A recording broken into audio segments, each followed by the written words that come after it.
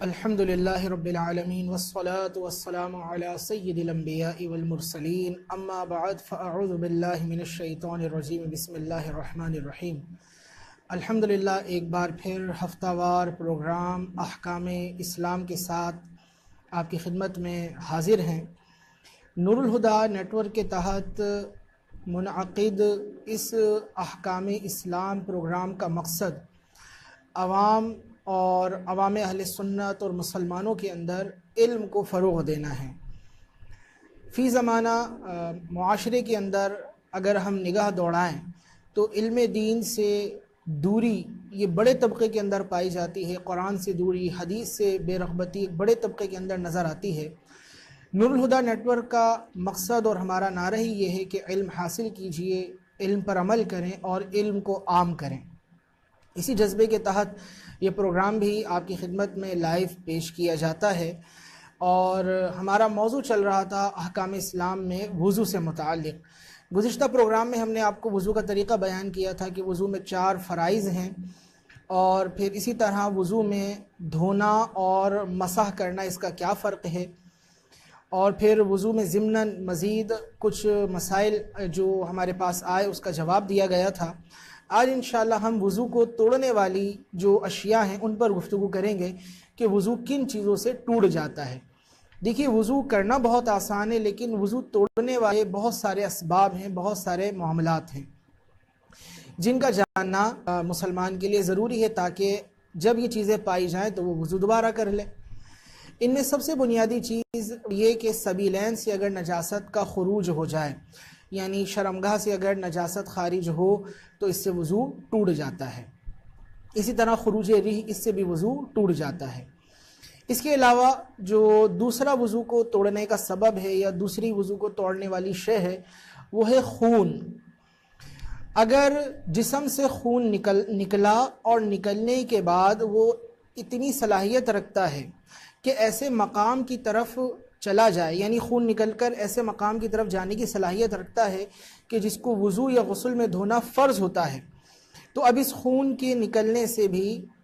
وضو ٹوٹ جائے گا۔ خون ہم نے کہا، لیکن اگر کسی کے جسم سے اسی طرح پیپ نکلے یا بعض اوقات جسم جل جاتا ہے، آبلہ پڑ جاتا ہے سائلنسر وغیرہ سے، یا گھر میں کھانا بناتے ہوئے خواتین کے ہاتھ وغیرہ میں بعض اوقات جل جاتا ہے، اس طرح آبلہ پڑتا ہے، تو اس میں جو پانی ہوتا ہے وہ بھی خون کی بدلی ہوئی کیفیت ہے یا خون کی بدلی ہوئی صورت ہے۔ تو الغرض اگر جسم میں سے خون نکلا یا پیپ نکلا یا اس طرح پانی نکلا کسی پھوڑے سے، پھنسی سے، اور اس میں اتنی صلاحیت ہے کہ وہ بہنے کی طاقت رکھتا ہے اور بہہ کر ایسے مقام کی طرف بڑھ جائے کہ جس کا وضو یا غسل میں ایسے مقام تک بڑھنے کی صلاحیت رکھتا ہو جس کا وضو یا غسل میں دھونا فرض ہوتا ہے، تو وضو ٹوٹ جائے گا۔ یہ جو قید لگائی گئی کہ جس کا وضو یا غسل میں دھونا فرض ہے، اس کا مطلب یہ کہ اگر کسی کی آنکھ کے اندر دانہ ہو، بعض اوقات آنکھ میں دانہ ہو جاتا ہے اور وہ اندر ہی ٹوٹ جاتا ہے اور ٹوٹ کے پھیل جاتا ہے، تو اگر آنکھ میں دانہ ٹوٹ کر پھیل گیا، باہر نہ نکلا اس سے مواد، تو اس صورت میں وضو نہیں جائے گا، لیکن اگر اس سے مواد نکل کر باہر بہنے لگ گیا تو وضو چلا جائے گا۔ یوں ہی اگر کسی کے کان کے اندر دانہ ہے اور وہ پھوٹ جاتا ہے اور اس سے مواد نکلتا ہے اور وہ مواد نکل کر اندر ہی رہتا ہے کان میں، باہر کی طرف نہیں آتا، تو جب تک وہ باہر نہیں آئے گا وضو پہ فرق نہیں پڑے گا، وضو نہیں ٹوٹے گا۔ لیکن اس کے علاوہ اگر ہم مقامات دیکھیں کہ بالفرض ہاتھ ہے اور ہاتھ پہ کوئی دانہ ہے یا چوٹ لگ گئی یا جل گیا اور اس سے خون، پیپ یا کوئی لیکوڈ نکلا اور نکلنے کے بعد وہ بہا، تو یقیناً ہاتھ کا دھونا وضو کے اندر بھی فرض ہے، غسل میں بھی فرض ہے۔ وضو کے اندر 3 اعضاء کو دھویا جاتا ہے، ایک کا مسح کیا جاتا ہے، سر کا مسح ہے، 3 اعضاء چہرہ، ہاتھ اور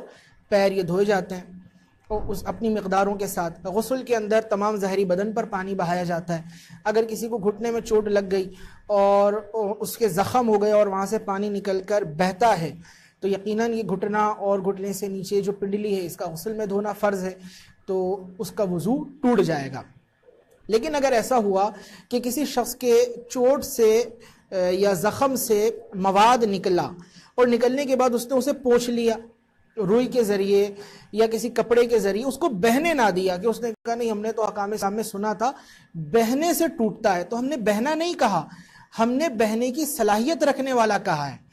لہٰذا اگر کسی کے اس طرح کوئی مواد جو ہے وہ چمکا اور وہ بہنے کی صلاحیت رکھنے والا تھا وہ، اور اس نے اس کو پوچھ لیا، صاف کر لیا، اس پر راکھ ڈال لی یا اس کو رگڑ دیا مٹی وغیرہ میں، کسی بھی طریقے سے بہرحال اس کو صاف کر دیا، پاؤڈر ڈال دیا اس پر، اسے بہنے نہ دیا، پھر دوبارہ نکلا، پھر پاؤڈر ڈال دیا، پھر نکلا، پھر پاؤڈر ڈال دیا، تو اب دیکھیں گے کہ اگر یہ اس کو صاف نہ کرتا، پوچھتا نہ یا اس کو روکتا نہ، تو کیا یہ بہنے کی صلاحیت رکھتا تھا یا نہیں؟ اگر جواب ہاں میں آتا ہے تو اس کا بھی وضو ٹوٹ جائے گا۔ تو اس میں بالخصوص غور کر لے، آج کل جو بائک چلانے والے ہمارے بھائی ہیں وہ غور کریں، گر جاتے ہیں، کونی میں چوٹ لگ جاتی ہے،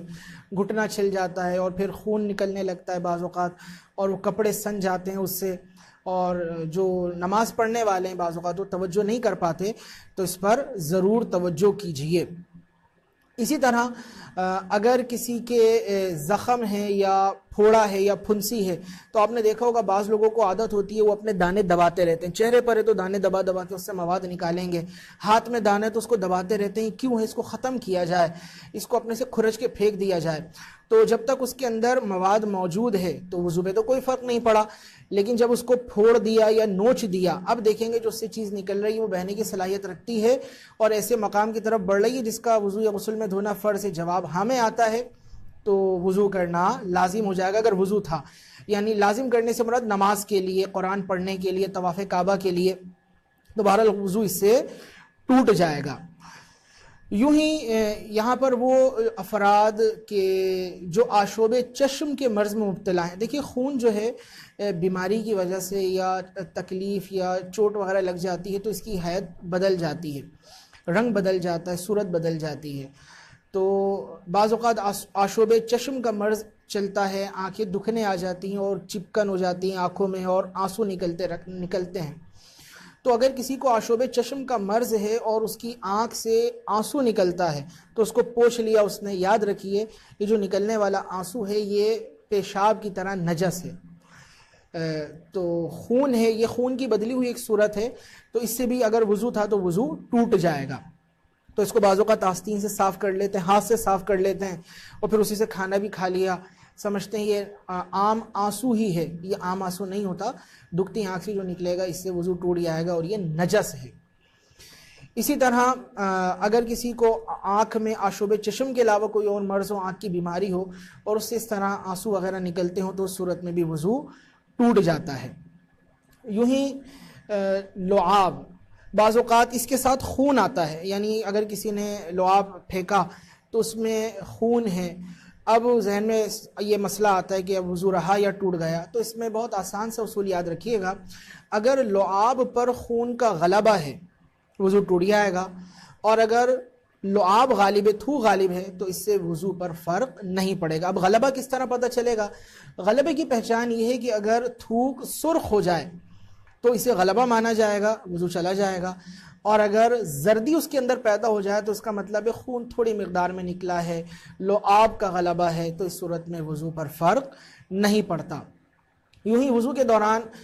یا وضو ہے کسی کا اور اس نے ناک صاف کی، ناک سے میل نکال رہا تھا وہ، اور ناک سے جمع ہوا اس میں میل، یا جو ناک سے میل نکلا اس میں جمے ہوئے خون کی آمیزش ہے، تو کیا اس سے وضو پہ فرق پڑے گا؟ تو یہ جو خون ہے چونکہ نکل کے بہا نہیں، بہنے کی صلاحیت نہیں رکھتا، بس یہ اندر سے نکل کے کچھ رک گیا، تو فقہا فرماتے ہیں اس سے وضو پر فرق نہیں پڑے گا۔ تو یہ جسم سے خون نکلا یا لعاب میں خون شامل ہو گیا، یقیناً یہ مسوڑوں سے ہی ہوگا، بعض اوقات سیب کھا رہا ہے کوئی دانت سے کاٹ کر تو بائٹ کے بعد اس کے کچھ سیب میں اثرات آ جاتے ہیں خون کے، اسی طرح کسی کو مسوڑے میں تکلیف ہے اور لعاب کے اندر خون کی آمیزش ہے، یوں ہی کوئی مسواک کر رہا ہے اس میں خون کی آمیزش ہو گئی، لعاب میں برش کرتے ہوئے آمیزش ہو گئی، تو ان تمام صورتوں میں خون کا غلبہ وہ اسی طرح پہچانا جائے گا کہ اگر لعاب سرخ ہو تو وضو ٹوٹے گا اور اگر زردی ہو تو وضو نہیں ٹوٹے گا۔ اسی طرح وضو کو توڑنے والی اشیاء میں ایک شے ہے قے، تو اگر کسی کو قے ہوتی ہے، قے چاہے کھانے کی ہو، کڑوے پانی کی ہو جسے صفرا کہا جاتا ہے، یا اور کوئی چیز کھائی ہو اور وہ معدے سے لوٹ کر آ جائے، تو جب بھی معدے سے لوٹ کر کوئی شے آ رہی ہے یہ وضو کو توڑ دے گی۔ مثال کے طور پر کسی نے کھانا کھایا، متلی ہوئی، قے آ گئی، اب یہ قے وضو کو توڑے گی یا نہیں؟ تو اس میں یہ اصول یاد رکھیے گا کہ جب یہ منہ بھر ہو تب وضو جائے گا، اگر منہ بھر نہیں ہے تو وضو نہیں جائے گا۔ اب منہ بھر کس طرح پتہ چلے؟ تو منہ بھر کا مطلب یہ ہے کہ جس پر منہ بند کرنا ممکن نہ ہو، اتنے پریشر سے آئے کہ انسان اسے روک نہ سکے۔ آپ نے دیکھا ہوگا بعض اوقات متلی ہوتی ہے اور انسان بھاگتا ہوا جاتا ہے اور اسے یہ قے کا معاملہ ہو جاتا ہے، تو اس کا مطلب ہے یہ منہ بھر ہے۔ لیکن متلی ہوئی اور کچھ سفر آیا، بعض اوقات بخار کے اندر ایسا ہوتا ہے منہ کڑوا کڑوا ہو رہا ہوتا ہے، پانی پیا تو اندر سے متلی ہوئی اور کچھ کڑوا پانی باہر آ گیا تھوڑی مقدار میں، تو یہ منہ بھر نہیں ہے، اس سے وضو نہیں جائے گا۔ تو اس طرح کوئی بھی چیز معدے سے اگر واپس آ رہی ہے اور وہ منہ بھر سے کم ہے یعنی تھوڑی مقدار میں ہے تو وضو نہیں توڑے گی، اور اگر پریشر کے ساتھ ہے جس پر منہ بند کرنا ممکن نہ ہو تو اس سے وضو چلا جائے گا۔ لیکن اس میں یہ بھی خیال رکھیے کہ اگر ایسا ہو کہ متلی ہوئی انسان کو اور اس سے کچھ باطن سے چیز باہر آئی، پھر وہی متلی برقرار ہے ابھی، یعنی بے چینی کی کیفیت ہے، اضطراب کی کیفیت ہے، اور پھر دوبارہ باطن سے کوئی شے آتی ہے، پھر کوئی شے آتی ہے، تو اگر اس کو جمع کیا جائے، یہ سوچے کہ یہ جو مجموعہ ہے کیا یہ منہ بھر کے برابر ہے یا نہیں، یعنی اتنا مجموعہ جو الگ الگ وقتوں میں آیا اگر یہ ایک ساتھ آتا تو یہ منہ بھر بنتا یا نہیں۔ اگر جواب ہاں میں تو تب بھی وضو ٹوٹ جائے گا، لیکن اگر جواب آتا ہے کہ نہیں یہ منہ بھر سے کم ہے تو اس صورت میں وضو نہیں جائے گا۔ لیکن ہم نے اس میں شرط لگائی ایک متلی سے، اگر ایسا ہوا متلی ہوئی اور کچھ باطن سے چیز باہر آتی ہے پھر طبیعت نارمل ہو گئی، 10-15 منٹ بعد پھر متلی ہوتی ہے، طبیعت میں بے چینی، اس میں ہلال کی کیفیت ہے، پھر کچھ باطن سے شے آئی، پھر طبیعت میں کچھ بے چینی آئے، پھر اب یہ جو مختلف طبیعت کی کیفیات ہیں یعنی سنبھلنا بگڑنا سنبھلنا بگڑنا، تو اب یہ جو آنے والی شے ہے اس کو جمع نہیں کیا جائے گا۔ تو ایک دفعہ جب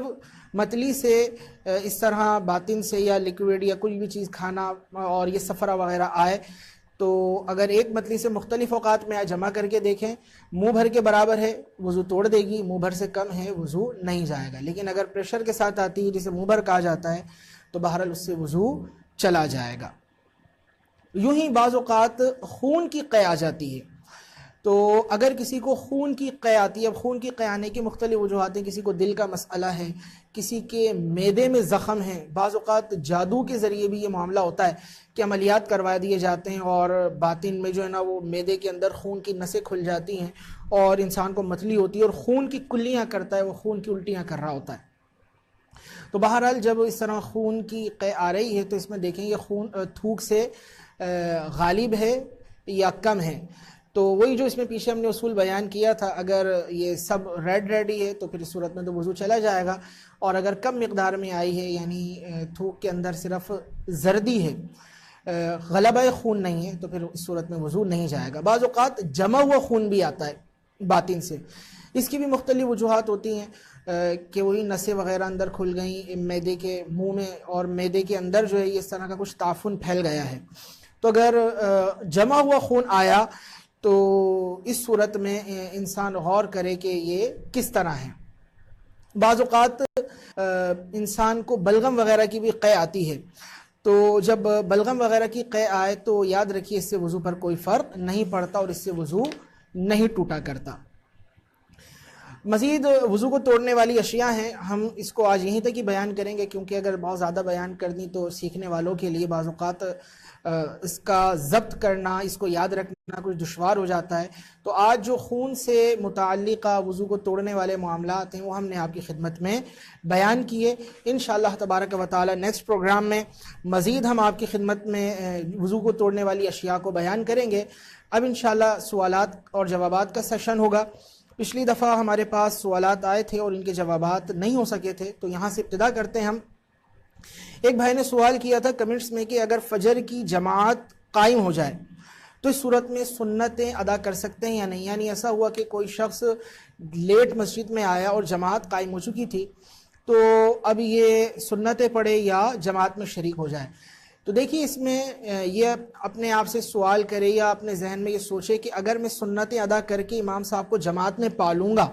چاہے وہ پانا سلام پھیرنے سے پہلے ہی کیوں نہ ہو، یعنی قعدہ اخیرہ کے اندر ہی میں ان کو کیوں نہ پاؤں، جواب اگر ہاں میں آتا ہے کہ میں سنتیں پڑھ کر ان کو پالوں گا تو پھر یہ جماعت میں شامل نہ ہو بلکہ سنتیں ادا کرے۔ لیکن یہ ایسا نہیں ہو کہ صف میں سنتیں ادا کرنے کھڑا ہو جائے، بعض اوقات صف میں کھڑے ہو جاتے ہیں، بعد میں آنے والوں کو مسئلہ ہو رہا ہوتا ہے، سائیڈ میں جا کر سنتیں ادا کرے پھر جماعت میں شامل ہو جائے۔ اور اگر امام صاحب کو وہ تحیات میں ہی پاتا ہے کہ وہ تحیات میں بیٹھے ہم سلام پھیر دیں گے تو پھر اس صورت میں تو سنت ادا نہیں ہو سکتی، تو یہ جماعت میں شامل ہو جائے۔ ایک بھائی نے سوال کیا تھا کہ وضو کھڑے ہو کر ہو جاتا ہے یا نہیں، واش بیسن وغیرہ ہیں تو کیا اس پر وضو کر سکتے ہیں یا نہیں؟ تو بہرحال وضو تو ہو جاتا ہے، لیکن اس میں جو وضو کے چھینٹے اڑتے ہیں اس سے احتیاط کرنی چاہیے کہ اس سے لباس وغیرہ آلودہ نہ ہو۔ اگر کوئی بھائی سوال کرنا چاہیں تو بالکل ہماری جو میڈیا ٹیم ہے ان سے گزارش کریں گے کہ اگر سوالات ہیں تو بالکل آپ ہم تک پہنچائیے۔ السلام علیکم۔ وعلیکم السلام۔ جی صاحب، میرا یہ سوال ہے کہ بعض اوقات پیشاب کے بعد کچھ قطرات آتے ہیں تو ان سے وضو پر کچھ اثر پڑے گا یا غسل پر؟ یہ بھائی نے سوال کیا کہ پیشاب کے بعد یا بعض اوقات پہلے بھی کچھ قطرات آ جاتے ہیں تو اس سے وضو پہ فرق پڑے گا یا غسل ٹوٹ جائے گا؟ تو دیکھیے، پیشاب سے پہلے اور بعد میں جو قطرات آنا ہے اس کو ودی کہا جاتا ہے، یعنی جو گاڑے قطرات آتے ہیں اور یہ ودی کہلاتی ہے، اور اس سے صرف وضو ٹوٹتا ہے، غسل پہ کوئی فرق نہیں پڑتا۔ یہ بغیر لذت کے پتہ بھی نہیں چلتا پیشاب کے قبل اور بعد میں یہ قطرات کا معاملہ ہو جاتا ہے۔ لیکن ضمناً ہم یہ بھی عرض کر دیں، یہ جو اپنے آپ کو حکیم کہنے والے لوگ ہیں، لیکن یہ 2 نمبر جو معاذ اللہ، حکیم کا لفظ تو بہت اچھا ہے، 2 نمبر قسم کے پاکھنڈی جو بیٹھے ہیں اور لوگوں کو ایک مخصوص مرض میں مبتلا ہونے کا تصور دلا کر یا ان کے ذہنوں میں یقین پیدا کر کے تصور ڈال کر وہ اپنی جیبوں کو بھرتے ہیں، نہ ہم انہیں طبیب کہہ سکتے ہیں نہ ہم انہیں حکیم کہہ سکتے ہیں، یہ تو صرف ڈاکو ہیں، مال کے ڈاکو ہیں،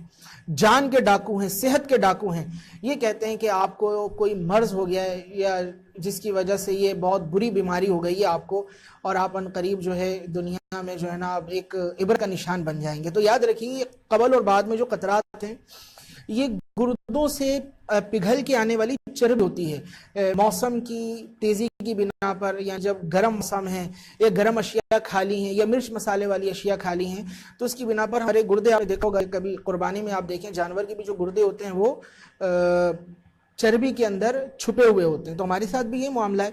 تو یہ گردے کی چربی ہوتی ہے جو پگھلتی ہے اور یہ یورین کے ذریعے، یہ یورین کے ساتھ آ رہی ہوتی ہے۔ تو یہ قدرتی معاملہ ہے، نیچرل صورت ہے، اس سے انسانی طبیعت پر کوئی فرق نہیں پڑتا، اس کی صحت پہ کوئی فرق نہیں پڑتا، نہ یہ جریان ہے نہ یہ کوئی اس طرح کا مرض ہے، کوئی اس سلسلے میں کسی طبیب، ڈاکٹر، حکیم کسی کے پاس جانے کی ضرورت نہیں ہے، آپ صحت مند ہیں۔ ہاں، اگر یہ جو قطرات ہیں یورین پاس کرنے کے بعد بھی اگر کسی کو آ جاتے ہیں تو اس سے وضو پہ فرق پڑے گا اور غسل پہ فرق نہیں پڑے گا۔ ضمناً ہم یہ بھی عرض کر دیں، بعض اوقات لذت محسوس ہوتی ہے انسان کو طبیعت کے اندر اور کچھ قطرات کا خروج ہوتا ہے، یہ نارمل کیفیت میں بھی اگر کسی کو ہو جائے تو اسے مزی کہا جاتا ہے، اس سے وضو پہ فرق نہیں پڑتا۔ اس کے بعد یہ جو لذت محسوس ہونے پر قطرات کا خروج ہے یا کوئی منظر ہے یا کچھ سوچ لینا ہے یا اس طرح کی کوئی بھی چیز ہے جس سے یہ معاملہ ہوا تو اس سے وضو ٹوٹے گا، غسل پہ فرق نہیں پڑے گا۔ السلام علیکم۔ وعلیکم السلام۔ میرا سوال ہے، کیا پینے کے بعد منہ سے نکال دیتے ہیں تو کیا یہ وہ نجس ہے یا پاک؟ بھائی آپ کا سوال سمجھ میں نہیں آیا، دوبارہ پوچھیے، کیا پوچھنا چاہ رہے ہیں آپ؟ السلام علیکم۔ وعلیکم السلام۔ مفتی صاحب سے میرا سوال ہے، بعض اوقات بچے دودھ پینے کے بعد منہ سے نکال دیتے ہیں تو کیا یہ دودھ نجس ہے یا پاک؟ دودھ پینے کے بعد اگر بچے منہ سے نکال دیتے ہیں تو یہ دودھ پاک تصور کیا جائے گا یا ناپاک؟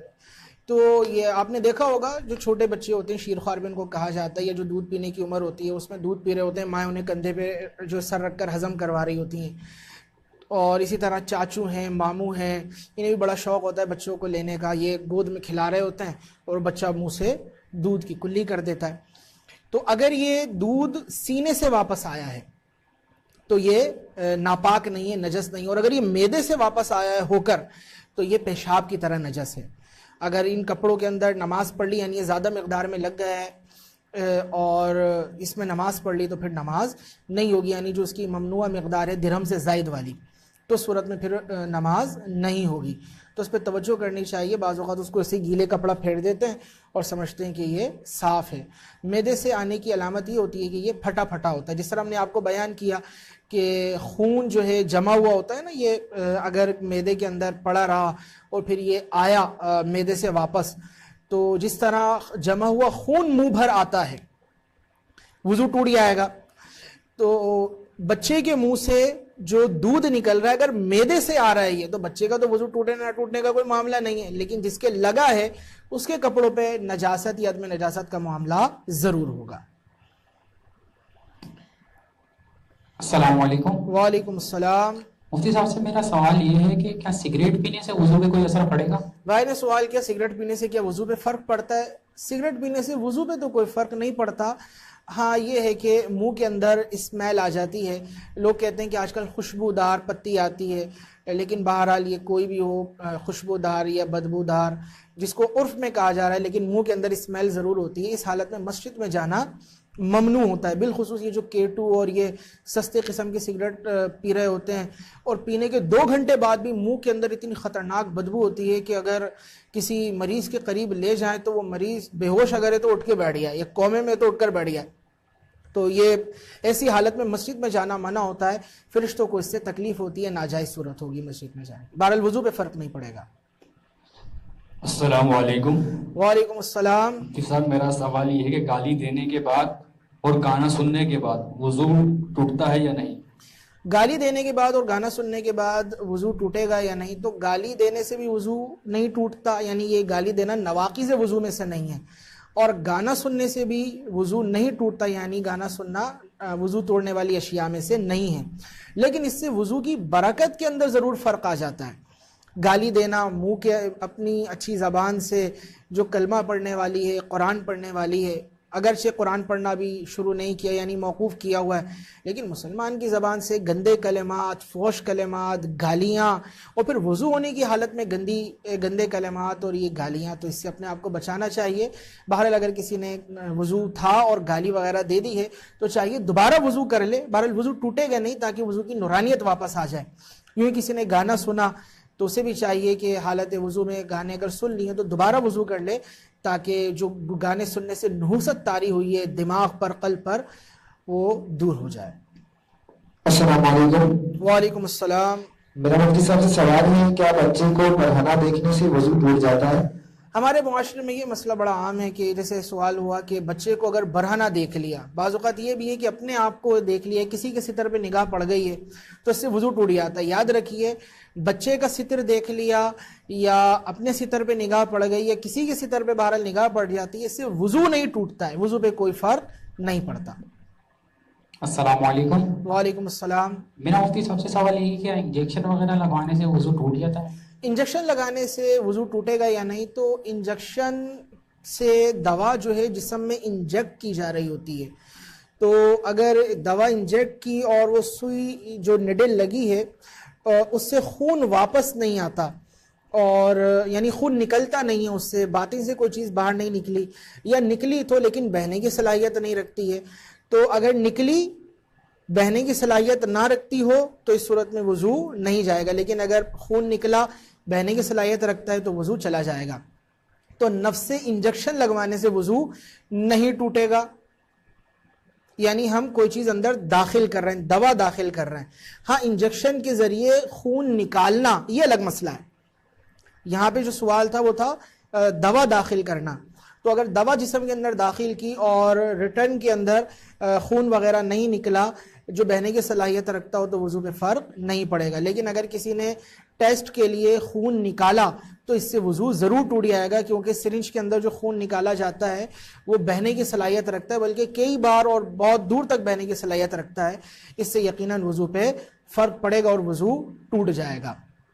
الحمدللہ آپ نے آج کا پروگرام دیکھا، اور بعد میں بھی جو بھائی اس پروگرام کو دیکھیں گے ہم آپ کو یہ گزارش کریں گے کہ آپ اس کو خوب شیئر کریں، اس کی دعوت کو عام کیجئے، نور الہدیٰ نیٹ ورک اس سے وابستہ ہو جائیے، دوسروں کو نور الہدیٰ نیٹ ورک سے وابستگی کا ذہن دیجئے۔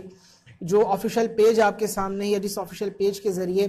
آپ یہ پروگرام دیکھ رہے ہیں، اس پیج کو لائک کریں، فالو کریں اور دوسروں کو بھی اس تک لے کر آئیے، انوائٹ کرنا جسے کہتے ہیں، دعوت دے کر، اور تاکہ وہ بھی علم دین سیکھ سکیں۔ اگر آپ ہفتے میں صرف آدھا گھنٹہ یعنی ہر ہفتے کی رات کو 11 سے 11:30 بجے تک کچھ وقت نکال لیتے ہیں تو انشاءاللہ آپ کو لائیو یہ مسائل سننے کا موقع ملے گا۔ آپ کمنٹس میں اپنا مسئلہ بھیج بھی سکتے ہیں، لائیو کال کے ذریعے بھی اپنا مسئلہ آپ معلوم کر سکتے ہیں۔ اسی طرح اگر آپ نے 11 سے 11:30 بجے نہیں دیکھ سکے تو پھر بعد میں یہ پروگرام آپ چونکہ پیج پر تو موجود رہتا ہے، آپ اس کو دیکھ سکتے ہیں۔ انشاءاللہ اس کو دیکھنے کی برکت سے، سننے کی برکت سے آپ کو بہت زیادہ علم دین کم وقت میں حاصل ہوگا، بہت زیادہ اغلاط سے بچنے کا موقع ملے گا، اور انشاءاللہ جب آپ اس کو آگے شیئر کرتے جائیں گے، لوگوں تک اس کو پہنچائیں گے تو ایک ثواب جاریہ ہوگا آپ کے لیے عظیم، کیونکہ علم کی دعوت دینا اور علم کی بات پھیلانا یہ ایک عظیم ثواب کا کام ہے، اور علم سکھانا یہ ایک عظیم صدقہ ہے،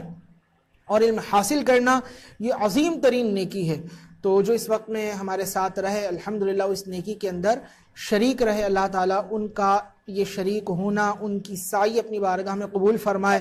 اسی طرح نور الہدیٰ نیٹ ورک کی میڈیا ٹیم، IIT مجلس جو کاوشیں کوششیں کرتے ہیں، اللہ تعالیٰ ان کی سعی کو اپنی بارگاہ میں قبول و منظور فرمائے۔ دعا کیجیے اللہ تعالیٰ ہمارے ادارے، ہماری جو مختلف مجالس اور ٹیمیں ہیں، اللہ تعالیٰ ان کو نظر بد سے محفوظ رکھے، حاسدوں کے حسد، ظالموں کے ظلم، شریروں کے شر، بد نظروں کی میلی نظر اور نظر لگانے والوں کی نظروں سے اللہ تعالیٰ اپنے حبیب لبیب صلی اللہ علیہ وسلم کے صدقے عافیت عطا فرمائے۔ یہ سلسلہ یوں ہی چلتا رہے، انشاءاللہ نیکسٹ سیٹرڈے 11 سے